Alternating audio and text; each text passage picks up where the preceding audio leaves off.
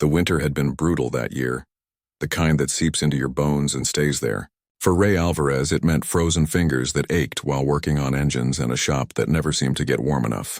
No matter how high he cranked the ancient heater tucked in the corner of his garage, Ray's Auto Repair sat on the corner of Maple and 3rd, a small brick building with fading paint and an honest reputation. He'd owned it for nearly 15 years now, having saved every penny from working under other mechanics until he could afford the down payment on this place.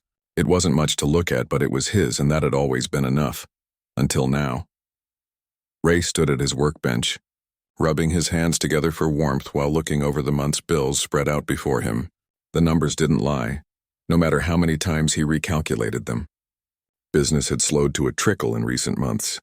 The new chain repair shop that opened across town offered flashy promotions and free coffee in their waiting room. They had fancy digital systems for diagnostics, while Ray relied mostly on his ears, experience, and a few basic tools that had served him well over decades. Just need to make it till spring, he muttered to himself, a mantra he'd been repeating since the first snow fell. People always needed more car work when winter ended. Potholes wreaked havoc on suspensions, and salt corroded everything it touched. The bell above the door jingled, and Ray looked up to see Pete, his only remaining employee, arriving for his shift. The young man stamped snow from his boots at the entrance. "Morning, boss," Pete called out, unwinding a tattered scarf from his neck. "Cold enough to freeze the ears off a brass monkey out there?" Ray nodded, quickly gathering the bills into a folder before Pete could see them. "Coffee's fresh. Just made it." That was a small lie. The coffee had been sitting there since 6 a.m. when Ray arrived, and it was now pushing 9. But Pete never complained, grateful for the job Ray had given him when nobody else would take a chance on a kid with no experience and a GED. "Thanks," Pete said, pouring himself a cup of the dark liquid. He took a sip and managed not to wince. "Any appointments today?" Ray tapped the nearly empty schedule book. "Mrs. Chen's bringing in her Civic at 10. Think it's just an oil change. Then Mr. Guzman might come by about that rattling in his truck if he can get off work early." Pete nodded, already pulling on his gray work coveralls. "I'll get the bay ready for Mrs. Chen." Ray watched as Pete moved efficiently around the garage, preparing the space, laying out tools, checking fluid levels. He was a good worker, eager to learn, with hands that seemed made for fixing things. Ray had been teaching him everything he knew, sometimes wondering if he was training his own replacement for when he couldn't keep the shop going anymore. That thought stung more than the cold. The phone rang, cutting through his thoughts. Ray picked it up, hoping for more business. "Ray's Auto Repair?" he answered, professional as always despite the worry gnawing at his gut. "Hey Ray, it's Lee Chen. Listen, I need to cancel that oil change today. My son's home sick from school and I can't bring him with me." Ray's heart sank, but he kept his voice steady. "No problem, Mrs. Chen. We can reschedule whenever works for you." "Thanks for understanding. I'll call next week." The line went dead and Ray placed the receiver down slowly. He crossed out the only confirmed appointment of the day. "Mrs. Chen canceled," he called out to Pete, who was already halfway under a car lift. "Want me to start on that inventory check instead?" Pete asked, sliding back out. Ray nodded, grateful for Pete's initiative. The kid never complained about busy work when appointments fell through. That had been happening a lot lately. As Pete began counting parts on the shelves, Ray walked to the small office in the back, closed the door, and sat heavily in his creaking chair. The desk before him was cluttered with invoices, parts catalogs, and maintenance manuals. Organized chaos that only he understood. On the wall hung a faded photograph of his father standing proudly in front of his own garage back in New Mexico. The business Ray had grown up in before his dad lost it to medical bills and bad luck. "Not going to happen to me," Ray whispered to the picture, a promise he wasn't sure he could keep anymore. He pulled out the checkbook and began the painful process of deciding which bills to pay today. "The electricity couldn't wait. You can't fix cars in the dark. Neither could the heating oil. They'd freeze without it. But maybe the suppliers could wait another week for their payments. The phone company too, perhaps." Ray wrote out checks with a heavy hand, each one reducing the small balance in the shop's account. By the time he finished, there would be barely enough to cover Pete's wages for the week. His own pay would have to wait again. For lunch, Ray ate a sandwich he'd brought from home, peanut butter on white bread, the cheapest meal he could manage. He'd been skipping dinner most nights anyway. telling himself he wasn't hungry when really he was just stretching his groceries as far as they would go. The afternoon dragged on without a single customer walking through the door. Ray kept himself busy doing free diagnostics on a neighbor's car, hoping they'd approve the repairs once he identified the problems. Pete finished the inventory and moved on to cleaning tools, then sweeping the garage floor, then organizing parts that were already organized. At 4 o'clock, when the winter sun was already setting, Mr. Guzman finally showed up with his rattling truck. "Sorry I'm late." "Ray," the older man said, handing over his keys. "Boss wouldn't let me leave early after all." "No problem," Ray assured him, relief washing over him at finally having real work to do. "Let's take a listen to that rattle." Together with Pete, Ray drove the truck around the block, listening carefully to the sound coming from underneath. Back in the garage, they lifted the vehicle and Ray pointed out the loose heat shield to Pete. "See how it's rubbing against the exhaust? Easy fix, hand me that wrench." In 20 minutes, they had the problem solved, a simple repair that Ray knew wouldn't bring in much money. When Mr. Guzman asked for the bill, Ray hesitated. "Call it $20 for labor," he said finally. "No parts needed." Mr. Guzman pulled out his wallet and handed over a $20 bill. "You're a good man, Ray. Other places would have charged me $100 and replaced parts that didn't need replacing." Ray pocketed the money, feeling its weight, the only income for the entire day. "I just fix what needs fixing, nothing more." After Mr. Guzman left, Ray told Pete he could head home early. No sense keeping him around with no work to do. "You sure, boss? I can stick around, maybe we could do that tune-up on your own truck you've been putting off." Ray smiled at the offer. His own vehicle was always the last priority. "Nah, go on home. It's getting bad out there." Once alone, Ray did the closing routine, locking tools away, turning down the heat to save oil, making sure everything was secure. Outside, snow had started falling again, large flakes catching in the glow of the single streetlight outside the garage. He counted the day's earnings, $20 from Mr. Guzman. After paying Pete, restocking the coffee and paying the most urgent bills, Ray had exactly $1 left for himself. He took the worn bill from the register and tucked it into his wallet where it sat alone. $1. Enough for a cup of coffee from the diner down the street, which would at least warm his hands for the long walk home. His truck was running on fumes and he was saving what little gas remained for emergencies. Ray turned off the lights and locked the door of Ray's auto repair behind him. The sign above the door swung slightly in the wind, its painted letters beginning to chip away, much like his hopes for keeping the business alive. As he pulled his thin jacket tighter against the biting cold, Ray felt the single dollar in his pocket. It wasn't much, but it was something. Tomorrow would be another day, another chance. Maybe the phone would ring with appointments. Maybe a car would break down nearby, and he'd be the closest help available. Maybe things would turn around. For now, though, Ray tucked his hands into his pockets and began the long walk home through the falling snow. The weight of worry on his shoulders heavier than any engine he'd ever lifted, that $1 bill representing both his current reality and his stubborn refusal to give up hope completely. The snow was falling faster now, as Ray trudged through the gathering white blanket on the sidewalk. Each step felt heavier than the last, his worn work boots offering little protection against the wet cold seeping through to his socks. The walk home from his garage would take about 30 minutes in good weather. Tonight, with the snow and wind, he figured it might take closer to an hour. His stomach growled, reminding him that the peanut butter sandwich at lunch had been small and a long time ago. The diner's glowing sign appeared ahead through the curtain of snow, promising warmth and the smell of food that Ray couldn't afford. Still, he had that $1, just enough for a cup of coffee to warm his hands before the final stretch home to his empty apartment. Ray patted his pocket, feeling the lone bill inside. It represented different things to different people. To someone with a full wallet, a single dollar was nothing, something you might drop into a tip jar without a second thought or lose between couch cushions. But to Ray tonight, it was everything he had. He approached the diner, already picturing the steaming cup that would soon be between his cold fingers, when something caught his attention across the street. At first, it looked like nothing more than a small shadow against the brick wall of the pharmacy. Then the shadow moved. Ray squinted through the falling snow, making out the shape of a child huddled against the building. Even from across the street, he could see the kid was shivering. No proper winter coat, just a thin jacket several sizes too large. What was a child doing out alone on a night like this? Without thinking about it, Ray changed course, crossing the street toward the small figure. As he got closer, he could see it was a boy, maybe 7 or 8 years old, with a shock of dark hair dusted with snowflakes.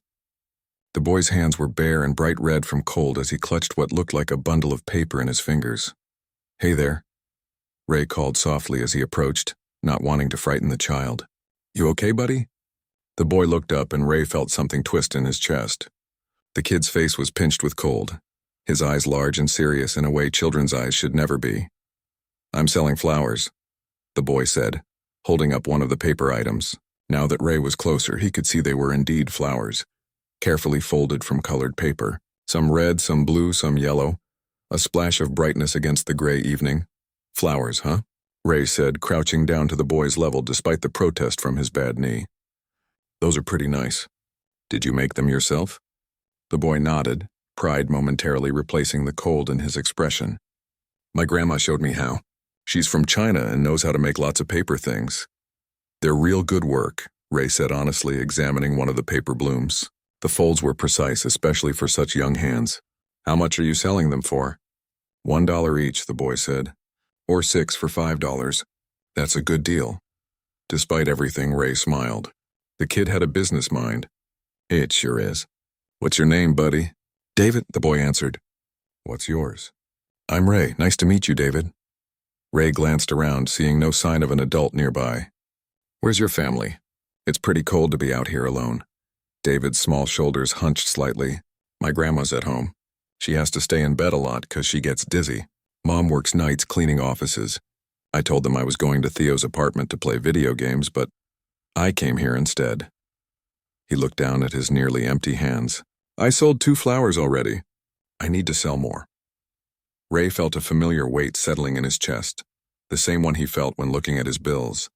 The weight of responsibility, of knowing things needed fixing but not having all the tools for the job. "What are you saving up for?" Ray asked, though he suspected he already knew the answer.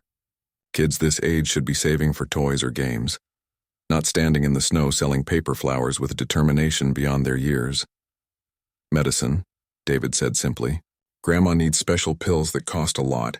Mom says we'll have enough next week, but Grandma's cough is really bad now." The wind gusted suddenly, sending a swirl of snow between them. David shuddered violently, his thin frame no match for the winter night. Ray noticed the boy wasn't wearing gloves, just pulling his sleeves down over his reddened fingers whenever he wasn't showing the flowers. Ray straightened up, wincing as his knee cracked. He looked across the street at the diner with its promise of warmth, then down at the shivering boy selling paper flowers for his grandmother's medicine. The decision wasn't really a decision at all. He reached into his pocket and pulled out his only dollar. "I'll take one," he said, holding out the bill. David's face lit up as he took the dollar and carefully selected what he clearly thought was the best flower, a red one with perfectly symmetrical folds. "This is my favorite color," David said, handing it over with surprising gentleness. "Red means good luck." Ray took the paper flower, turning it in his fingers. It was actually beautiful in its simple perfection. "Thank you. I could use some good luck." Another gust of wind blew down the street and David hunched his shoulders against it, visibly trembling now. Without hesitation, Ray shrugged out of his work jacket, the heavy canvas one with the fleece lining that he'd had for years. It wasn't new or fancy, but it was warm. "Here," Ray said, draping it around David's narrow shoulders. "Put this on." David's eyes widened. "But it's yours." "I've got another at home," Ray lied easily. He didn't, but he did have an old sweater he could layer under his thinner spring jacket until he could afford something else. "This one's getting too small for me anyway." This wasn't true either. The jacket hung on David like a tent, but the boy seemed to accept the explanation as he pushed his arms through the sleeves. The coat reached almost to his knees and the sleeves had to be rolled up several times, but the effect was immediate. David stopped shivering. "It's so warm," he said, sounding surprised, as if warmth was a luxury he'd forgotten existed. Ray looked at the remaining paper flowers in David's hand. "Only 3 left. How far is your home from here?" Ray asked. 4 blocks that way." David pointed down Oak Street. "Past the laundromat and then turn at the big tree." Ray nodded. The direction would take him farther from his own apartment, adding another 20 minutes to his walk home. His feet were already cold and damp. His stomach was still empty. Without his jacket, the bitter air bit through his flannel shirt. None of that mattered. "How about I walk you home?" Ray suggested. "It's getting dark early with the snow, and maybe we can sell your last flowers on the way." David hesitated, clearly remembering warnings about going places with strangers. Ray understood the caution and respected it. "Or I can just walk behind you," Ray offered instead. "Make sure you get home safe." "Your call, buddy." After a moment's thought, David nodded. "You can walk with me. You're nice." He paused, then added with unexpected insight, "You look tired, though." Ray chuckled. "Long day at work. What do you do?" "I fix cars," Ray said as they began walking. "I have my own garage." David's eyes widened. "That's cool." "Can you fix any car?" "Pretty much." Ray nodded, feeling a flicker of the pride that had been missing lately. "Been doing it since I was not much older than you. My dad taught me." As they walked through the snow, David peppered Ray with questions about engines and tools and the biggest car Ray had ever fixed. For those few blocks, Ray forgot about his empty wallet and the bills piling up. He just enjoyed sharing his knowledge with someone who found it fascinating rather than commonplace. They passed a couple heading to dinner who stopped to buy one of David's remaining flowers. An elderly man shoveling his walkway bought another. By the time they reached the apartment building where David lived with his mother and grandmother, he had sold all but one flower and was clutching a handful of dollars in his pocket. "That's my building," David said, pointing to a weathered brick structure that had seen better days but was maintained with obvious care. Flower pots, now empty for winter, lined several windowsills. Someone had hung strings of small white lights around one of the ground floor windows, creating a cheerful glow. "Will you be okay from here?" Ray asked. David nodded, then hesitated. "Do you want to come up? Grandma makes really good tea, even when she's sick, and I want to show her all the money I made." Ray should say no. He should head home, try to warm up, maybe find something in his nearly empty fridge for dinner. It was getting later, and tomorrow would be another early start at the garage, another day of hoping for customers. But looking at David's hopeful face framed by the too large collar of Ray's old work jacket, he couldn't bring himself to refuse. "Sure," he said, "just for a little while." David beamed and led the way into the building up a narrow staircase to the third floor. The hallway was clean but worn, with faded carpet and walls that had been patched and repainted many times. David stopped at apartment 3C and knocked in what was clearly a special pattern. 3 quick taps. Pause, 2 more. The door opened to reveal an elderly woman wrapped in a thick robe, her silver hair pulled back neatly despite the late hour and her obvious illness. Her eyes widened at the sight of the little boy swimming in the large work jacket, accompanied by a stranger. "David, where have you—" she began, then broke into a deep, rattling cough that made Ray wince in sympathy. "Grandma, I sold almost all my flowers," David exclaimed, pulling the money from his pocket. "And this is Ray. He bought one and then walked me home because it was snowing hard." The woman's sharp eyes assessed Ray quickly, measuring him in that way people do when deciding if you're a threat or a friend. Whatever she saw in his tired face must have satisfied her, because her expression softened. "Thank you for bringing our David home safely," she said. Her voice accented but clear despite the lingering rasp from her cough. "I am Lena, please come in from the cold." And just like that, Ray found himself stepping into the warmth of someone else's home, still holding the red paper flower that had cost him his last dollar. The apartment was small but immaculately kept. Every surface gleamed with care, and despite the obvious age of the furniture, everything looked clean and well-maintained. Family photos lined the walls, David as a younger child, a woman who must be his mother, and Lena in healthier days. The air smelled of ginger and something medicinal. "Please sit." Lena gestured to the worn couch covered with a colorful handmade quilt. "David, bring our guests some tea." David nodded eagerly, still wearing Ray's oversized jacket as he disappeared into the tiny kitchen. Ray could hear the boy filling a kettle, the sound of water rushing from the tap oddly comforting. "I'm sorry for the trouble," Ray said, feeling suddenly awkward. "I just wanted to make sure David got home safe." Lena lowered herself carefully into a rocking chair across from him, arranging her robe around her legs. "It is no trouble. It is a blessing to meet the man who gave my grandson his coat." Her eyes, bright with intelligence despite her illness, took in Ray's thin flannel shirt. Though I worry now you will catch cold yourself. Ray shook his head. I'm fine. Don't worry about me. Lena studied him with that penetrating gaze that seemed to see right through his reassurances. Another deep cough shook her small frame, and she pressed a handkerchief to her mouth until the spell passed. Your cough sounds pretty bad, Ray observed, concern replacing his awkwardness. Bronchitis, Lena explained simply. The doctor gave prescription, but insurance, she trailed off with a small gesture that conveyed volumes about the challenges of navigating healthcare with limited means. David returned carefully, balancing 3 mismatched mugs on a plastic tray. I made tea for everyone, he announced proudly. Thank you, little bear, Lena said with genuine affection, accepting her mug. Ray took his own mug, feeling the welcome heat seeping into his cold fingers. The tea was fragrant with a spicy note he couldn't quite identify. It's ginger tea with honey, David explained, noticing Ray's expression. Grandma says it's good for coughs and keeping warm. It's perfect, Ray said, taking a sip.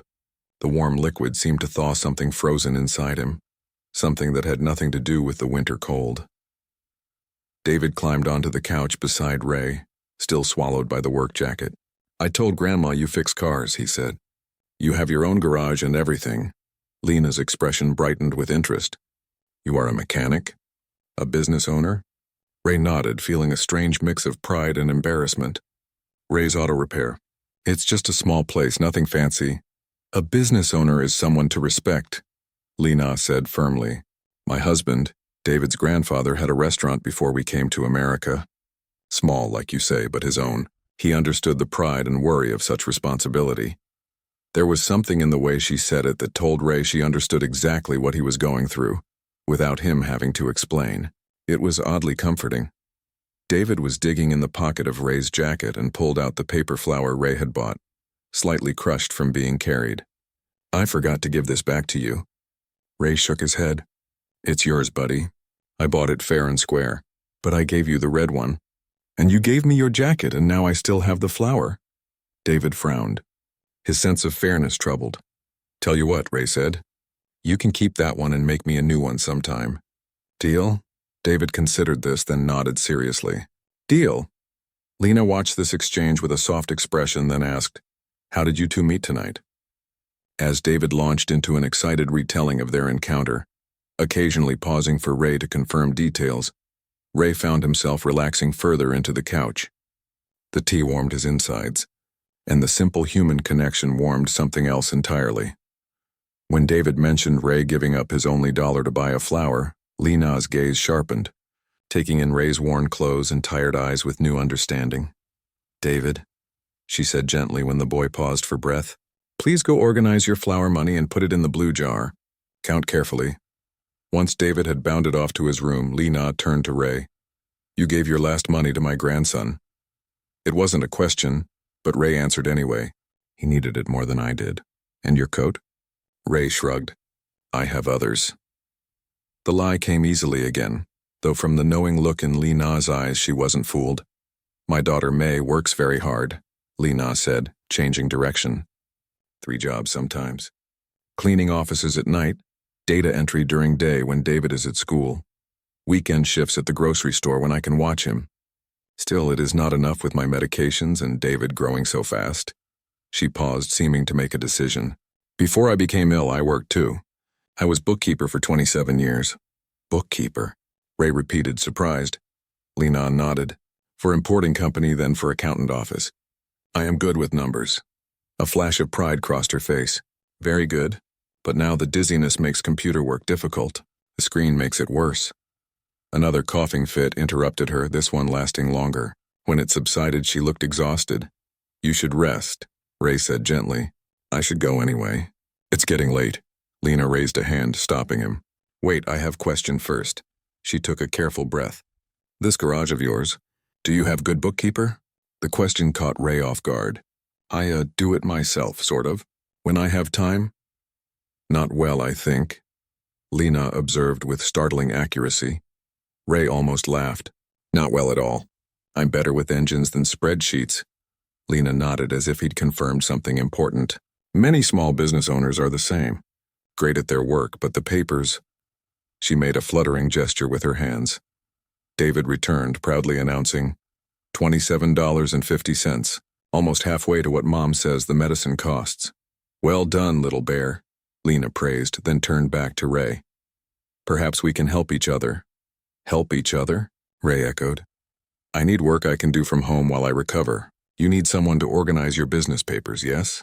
Ray blinked, surprised by the directness of the proposal. I can't afford to hire anyone right now, he admitted. That's the problem. Business has been slow. Perhaps business is slow because books are not in order, Lena suggested. Hard to know which customers are profitable, which services to promote, how to manage cash flow when books are messy. The observation hit uncomfortably close to home. Ray had been guessing at these things for months, never quite sure if he was making the right decisions. I can work few hours each week, Lena continued. You bring papers here, I organize. When business improves, then we discuss payment. For now, consider it thank you for helping David. I can't let you work for free, Ray protested. Not free. Investment. Lena's expression was determined. You believe in your business enough to keep going when you have only $1. I believe in such determination. David, who had been following the conversation with intense interest, piped up. I can help too. I'm good at organizing things. Mom says I get that from Grandma. Ray looked between them, the elderly woman with decades of professional experience offering her skills, and the earnest boy willing to pitch in, and felt something shift inside him. For months he'd been carrying the weight of his struggling business alone, too proud to ask for help, too worried about the future to see possible solutions. I won't be able to pay much, even when things improve, Ray said slowly. We start small, Lena replied practically. Few hours only. If your books are as bad as I think, even small changes will help. They're probably worse, Ray admitted with a rueful smile. Lena matched his smile with her own. Then we have much to do. Just then they heard the sound of keys in the door. A moment later a young woman entered, wrapped in a heavy coat, looking exhausted but immediately alert when she spotted a stranger in her living room. Mom, what's going on? Her gaze darted between Ray, her son wearing an unfamiliar jacket, and her mother. May, Lena said calmly. This is Ray. He has brought us an opportunity. Ray stood awkwardly, suddenly aware of how strange this must look. I should go, he said. Let me give you my card and we can talk about the bookkeeping another time. He patted his pockets before remembering he'd left his wallet and keys in the jacket David was still wearing. The boy quickly dug into the pocket and handed them over. My business card's in there, Ray explained, fishing it out and handing it to Lena. My cell number's on there too. May still looked confused but less concerned as David launched into an excited explanation of the evening's events, complete with dramatic reenactments of how cold it had been and how Ray had given him his coat. As the story unfolded, Ray saw understanding dawn on May's face, followed by a complex mix of gratitude and parental concern. He recognized that look, the one that said she was grateful for the kindness shown to her son but worried about accepting help from a stranger. Thank you for looking out for him, she said finally. David has a big heart but sometimes not enough caution. He's a good kid, Ray replied simply. You should be proud. This earned him a genuine smile from May, revealing a dimple that matched her son's. I am. Every day, Lena handed him a slip of paper, our phone number. Call tomorrow. We start fixing your books this weekend.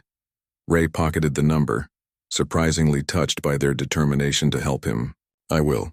He said his goodbyes, accepted David's enthusiastic hug, and promised to bring some actual work files on Saturday. As he prepared to leave, he realized he'd almost forgotten something. David, I need my jacket back, buddy. The boy looked crestfallen as he began to shrug out of the too large coat. Seeing his expression, Ray quickly added, just until Saturday. Then you can wear it whenever you visit the garage. David immediately brightened. I get to see the garage? Of course. Every good bookkeeper needs to see the business they're helping. As Ray finally stepped back into the cold night, now wearing his jacket still warm from David's small body, he realized something surprising. Despite giving away his last dollar and nearly freezing on the walkover, he somehow felt richer than he had in months. Saturday morning arrived with clear skies and slightly warmer temperatures, a brief reprieve from the harsh winter. Ray had spent the previous 2 days gathering every scrap of financial paperwork he could find. Old receipts stuffed in drawers, invoices piled in shoeboxes, tax forms from 3 years back that he'd never fully understood. The mess of papers now filled 2 cardboard boxes in the back of his truck. He felt embarrassed by the chaos. What would Lena think when she saw the disaster that was his bookkeeping system? Would she regret her offer to help? Still, he had promised to come, and Ray Alvarez wasn't one to break a promise. The garage was quiet that morning. He'd given Pete the day off, not out of generosity but necessity. There wasn't enough work to justify paying him, and Ray needed to save every penny. Before heading to Lena's apartment, Ray stopped at a small bakery that had been around since before he moved to town. He couldn't arrive empty-handed, and the little shop had day-old pastries at half price. The woman behind the counter recognized him from his occasional coffee stops. "Morning, Ray," she called cheerfully. "What'll it be today?" "Morning, Nancy. Got any of those cinnamon rolls left from yesterday?" Nancy boxed up 4 slightly misshapen but still delicious-looking rolls. "These were made fresh this morning, but they're not pretty enough to put in the display case. You can have them at the day-old price." Ray knew this was her way of being kind without making it obvious. "Thanks, Nancy, you're a lifesaver. How's business?" she asked as she rang him up. Ray shrugged. "Slow, winter's always tough." Nancy nodded sympathetically. "Same here. But spring's coming eventually. Hang in there." The small interaction lifted Ray's spirits as he headed to the apartment building he'd visited 2 nights before. This time, instead of trudging through snow, he parked in the small lot beside the building and gathered his boxes and the bakery bag. David must have been watching for him because the door to the building swung open before Ray could even set down a box to ring the bell. "Ray!" The boy's face lit up with excitement. "You came, and you brought your papers. I said I would, didn't I?" Ray smiled, warmed by the enthusiastic greeting. "Want to help me carry this stuff up?" David eagerly took the bakery bag, peering inside. "What's this?" "Breakfast," Ray answered. "Thought we might get hungry while we work." Ray followed David up the now familiar stairs to apartment 3C. The door was propped open, and inside, Ray could see the living room had been transformed. The coffee table was cleared off, and Lena sat in a chair beside it, looking noticeably better than she had 2 days before. "Welcome," she greeted him, her eyes bright with anticipation rather than fever. "I see you bring many papers." "My entire financial history," Ray confessed, setting the boxes down. "It's a mess." May emerged from the kitchen, drying her hands on a towel. She wore jeans and a simple sweater, instead of the work clothes Ray had seen her in before. Her hair was pulled back in a practical ponytail, and without the exhaustion of a night shift, she looked younger. "Good morning," she said, her tone friendly but still carrying a hint of reserve. "Mom's been looking forward to this. She was up early arranging her calculator and pens just so." Lena made a dismissive gesture. "Proper tools make work easier. You taught me this fixing the sink last month." The gentle teasing between mother and daughter eased some of Ray's tension. This felt like a real home, with the comfortable back and forth of family who truly knew each other. "I brought cinnamon rolls," Ray said, as David proudly displayed the bakery bag. "Perfect timing," May smiled. "I just made coffee." They gathered around the small kitchen table first, sharing the rolls and coffee, milk for David, talking easily about neighborhood happenings and the promised warmer weather next week. Ray learned that May had grown up in this same building, that Lena had immigrated 30 years ago with her late husband, and that David was in 2nd grade and loved science class best. In turn, Ray found himself sharing bits of his own story, how he'd apprenticed under his father, moved here 10 years ago for a fresh start, saved for 5 years to put a down payment on his tiny garage. "Why did you name it just Ray's Auto Repair?" David asked, licking cinnamon from his fingers. "You could have called it something cool like Engine Wizards or Car Doctors." Ray laughed. "Maybe I should have. My dad always said a business name should tell people exactly what you do. No confusion." "Wise man." Lena nodded approvingly. "Now shall we see these famous papers?" The next few hours passed in a blur of concentrated activity. Lena worked with methodical precision, creating organized piles sorted by date, type, and relevance. Ray had expected her to be overwhelmed by the chaos, but instead, she seemed almost energized by the challenge. her hands moving with confidence as she created order from disorder. May joined in, setting up a simple spreadsheet on her laptop. David appointed himself runner, bringing fresh tea, finding paper clips, and proudly showing Ray his homework when the adults were deep in discussion about quarterly tax filings. By early afternoon, Ray was stunned by the transformation. Lena had not only organized his paperwork but had identified several critical issues he'd been completely unaware of. "You are not charging enough for parts," she told him, pointing to a comparison she'd made between his invoices and the wholesale costs. "You lose money on every brake job." "But if I charge more, customers might go elsewhere," Ray worried. "Not if they trust your work," Lena said confidently. "Quality has value." "People will pay." She also found over $3,000 in unpaid invoices from the previous year, jobs Ray had completed but never properly billed for or followed up on. Some were for regular customers who would likely pay as soon as they were reminded. "This could help get you through the rest of winter," May pointed out, highlighting the total on her screen.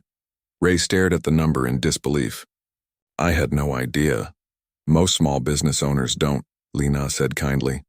"Too busy doing the actual work to manage the paper." As the afternoon wore on, a tentative plan began to take shape. Lena would continue organizing Ray's financial records, working a few hours each week. May, who had experience with basic accounting software from one of her previous jobs, offered to set up a simple digital system Ray could use for future invoicing. "I can teach you," she said. "It's not complicated once it's set up." Ray felt a strange mixture of emotions: relief at having help, embarrassment at needing it, gratitude for their kindness, and something else he couldn't quite name. For months he'd been carrying his struggling business alone, too proud to admit he was drowning. Now, sitting in this warm apartment surrounded by near strangers who were working so hard to help him, he felt the weight beginning to lift. "I can't pay you much," he said again, feeling it needed to be stated clearly. "Not until things improve." "We start small," Lena repeated her words from their first meeting. "Few hours each week. When your business grows, we discuss more." David, who had been quietly drawing at the end of the table, looked up. "When your business grows, can I help too? I'm good at cleaning tools. Dad taught me before he left." The innocent comment revealed another piece of their family story, a father who was no longer in the picture. Ray saw May's expression flicker briefly before she smoothed it away. "You have school," she reminded her son gently. "That's your most important job. But on weekends?" David persisted. "I could help Ray on Saturdays and he could teach me about cars." Before May could object, Ray interjected, "Actually, I could use a shop helper on Saturday mornings. Just for a couple of hours, if it's okay with your mom, of course." David's face lit up as he turned pleading eyes to his mother. May hesitated, looking between her son's hopeful expression and Ray's sincere one. "We'll see," she said finally. "Let's start with getting the business back on track first." By late afternoon, when Ray finally prepared to leave, the living room floor was covered with neatly labeled folders and a clear action plan. Lena handed him a handwritten list of immediate steps to take: calls to make about unpaid invoices, adjustments to his pricing structure, expenses to track more carefully. "I'll come by the garage Monday afternoon," she said. "Bring your appointment book. We'll review scheduling too." As Ray gathered his now organized papers, he felt a surreal sense of possibility that had been missing for months. $1 and a paper flower had somehow led to this. Practical help from skilled hands, a clear path forward, and something that felt surprisingly like friendship. David insisted on walking Ray to his truck, chattering excitedly about all the tools he hoped to learn about. At the curb, the boy suddenly grew serious. "You know what Grandma said after you left the other night?" he asked. "What's that?" Ray knelt down to David's level. "She said sometimes the kindest people have the least to give, but they give anyway." David's brow furrowed. "I didn't really understand what she meant." Ray smiled, ruffling the boy's hair. "Your grandma is a very smart lady. She also said," David continued importantly, "that you have good eyes. That's how she knows she can trust you." Ray felt unexpectedly touched by this second-hand compliment. "Well, I think your whole family has good eyes. And good hearts, too." As he drove away, glancing in his rearview mirror at David still waving from the curb, Ray realized what that unnamed emotion had been earlier: hope. For the first time in a long while, he was driving toward something, not just away from failure. 6 months later, on a warm summer afternoon, Ray stood in front of his garage and barely recognized it. The faded sign had been repainted in bright blue and red. The waiting area, once bare except for a few plastic chairs, now had comfortable seating, a coffee station, and a small play corner with toy cars that David had helped arrange. Most importantly, the appointment book on the front counter was filled with names for weeks ahead. Ray's auto repair wasn't just surviving anymore, it was thriving. He watched as Pete guided a newer mechanic, Tom, through a complex transmission repair. Ray had been able to hire Tom 3 months ago, when the workload became too much for just 2 people. The young man had technical school training but needed real-world experience. Pete, now promoted to senior mechanic, had taken him under his wing with surprising patience. "Looking good, boss," Pete called out, noticing Ray watching them. There was pride in his voice that matched what Ray felt. They were building something special here. The bell above the door jingled and Ray turned to see Lena entering with her neat accordion folder tucked under one arm. Her health had improved dramatically over the past months. The proper medication, which they could now afford easily, had cleared up her persistent cough and the color had returned to her cheeks. "Ready for our weekly review?" she asked, her eyes twinkling. What had begun as an act of charity had evolved into a proper part-time position. Lena now managed all the accounting for the garage, working 20 hours a week for a fair salary that recognized her professional skills. "Just waiting on you," Ray smiled, leading her back to what had once been a cluttered storage room, but was now a small but functional office. As they settled in to review the week's numbers, Ray marveled at the transformation. 6 months ago, he couldn't have imagined having financial reports to review, let alone understanding them. But Lena had been patient, explaining concepts clearly until Ray not only grasped his business finances, but became interested in them. "Profits are up another 12% this month," Lena announced, pointing to a chart on her spreadsheet. "The new diagnostic equipment is already paying for itself." Ray nodded, remembering how nervous he'd been about taking out a small business loan to buy the equipment. Lena and May had convinced him it was the right move, and they'd been correct. The machine had allowed them to take on jobs they previously would have had to turn away. "How are we doing on the savings for expanding the garage?" Ray asked. Lena smiled. "On track for construction to begin next spring. 3 more bays means 3 more mechanics. More work, more profit." The expansion plan had been May's idea. She'd noticed how often Ray had to turn away jobs because the garage was at capacity. "Think bigger," she told him one evening as they shared dinner at her family's apartment. "You have customers who trust you and more who want to. Make room for them." The sound of running footsteps interrupted his thoughts. David burst into the office, his face lighting up when he saw Ray. "School's out for the day," he announced, dropping his backpack in the corner. "Can I help with Mrs. Wilson's oil change? I remember all the steps you taught me." At 10 years old, David had appointed himself the garage's unofficial apprentice. Every day after school, he would come to the shop, eager to learn everything about cars. Ray had established firm safety rules: no being under cars, no handling certain tools without supervision. But within those boundaries, he encouraged the boys' curiosity. "Go ask Pete if he's ready for that yet," Ray said. "And remember, safety glasses at all times," David finished with a grin. "I know." As David raced off, Lena watched him with a soft expression. "He talks about you all the time, you know. Ray showed me how to check tire pressure. Ray explained why engines need oil." She imitated her grandson's excited tone perfectly. Ray felt a warmth spread through his chest. "He's a good kid. Smart, too. He needed this," Lena said simply. "A place to belong. Something to be passionate about. A good man to look up to." Before Ray could respond to this unexpected compliment, the bell jingled again, and May walked in. She had cut back to just one job now, the data entry position with regular business hours that allowed her to be home with David in the evenings. The dark circles that had once been a permanent feature under her eyes had faded. "There you are," she said, spotting Ray and her mother in the office. "I brought lunch for everyone." She held up several bags from the deli down the street.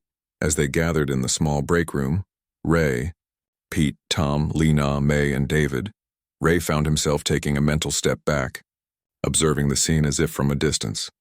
They were laughing, sharing food, talking over each other about their days. It felt like family, not just the family he'd made with May, though that relationship had blossomed gradually over shared dinners, long talks, and the discovery that they fit together perfectly in ways neither had expected, but a larger kind of family, one built of chosen connections and mutual support. After lunch, as the mechanics returned to their work and Lena settled back into the books, May lingered, helping Ray clean up. "I almost forgot to tell you," she said, wiping down the small table. "Mr. Chen from the community center called. They want to feature your garage in their newsletter, local business making a difference or something like that." Ray shook his head, still uncomfortable with the attention.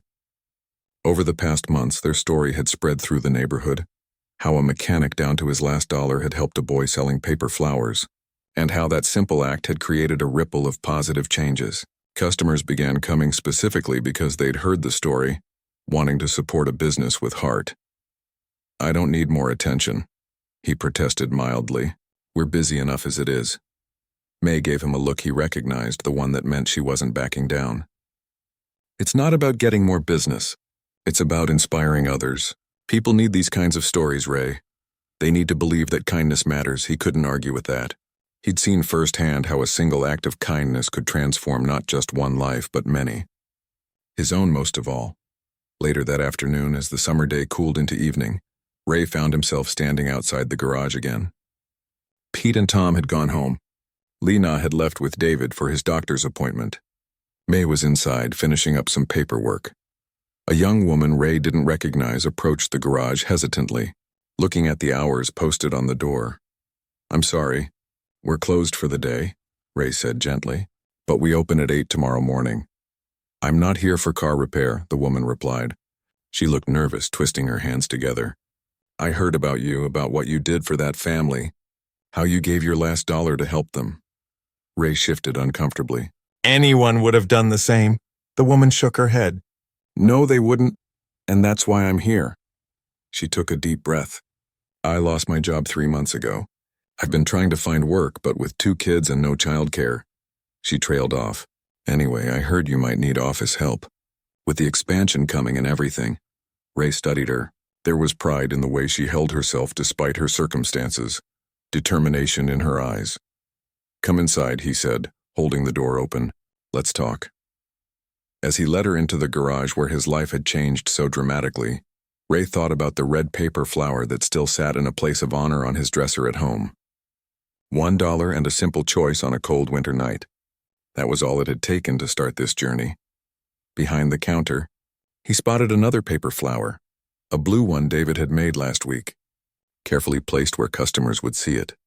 Kindness, it turned out, had a way of multiplying when you least expected it, of creating new beginnings from endings, of turning not enough into more than plenty. Ray turned to the nervous woman waiting for a chance, and remembered what it felt like to be on the edge, down to your last dollar and clinging to hope. "I think we might have a place for you here," he said. "Let's figure it out together."